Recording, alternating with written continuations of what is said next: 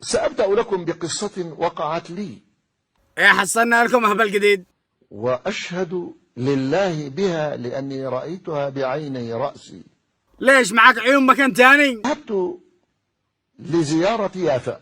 ودخلتها كيف، بعباية ولا بشلحاء؟ يركزون علي، هي اقتلب لك أليسا. فلما سمع الناس أن الذي سيزورهم هو الشيخ عبد المجيد الزنداني يقصد في عبده. تحفزوا ليتعرفوا على هذا الرجل. قد نقول لك لابس عباية شكله برقموك. وألقيت فيهم كلمة تقول ليش ونص. وأخذت أذكرهم بأن الله يجيب دعوة المضطر. مالك يا أبا شنبلة، دخلت عند كفار قريش ولا إيش؟ قالوا لي إيش قالوا لك يا حقة؟ أن الله يجيب دعوة المضطر. يا راجل يعني ما حد كان داري اللي انت. ايوه بعدين سوي. فادعوا لنا. ادعي لهم، قول لهم اشتري خنبقه مشيش رشوش.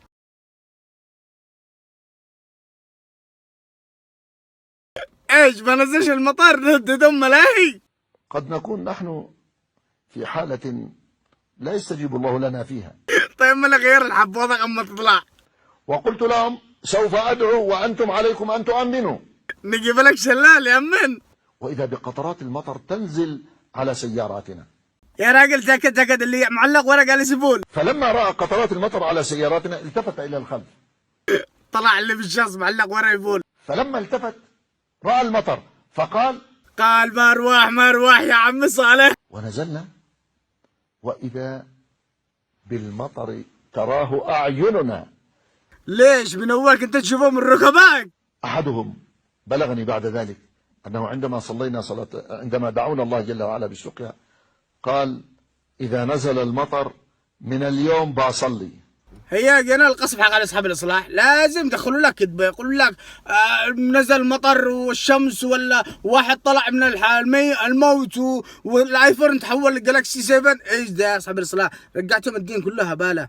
اقسم بالله ده دين سماوي ما في بش لعب. يا تتكلموا صح يا بطلوا. مش ضروري تكذبوا بالقصص حقكم بالخطب عشان يطلعكم انكم انبياء.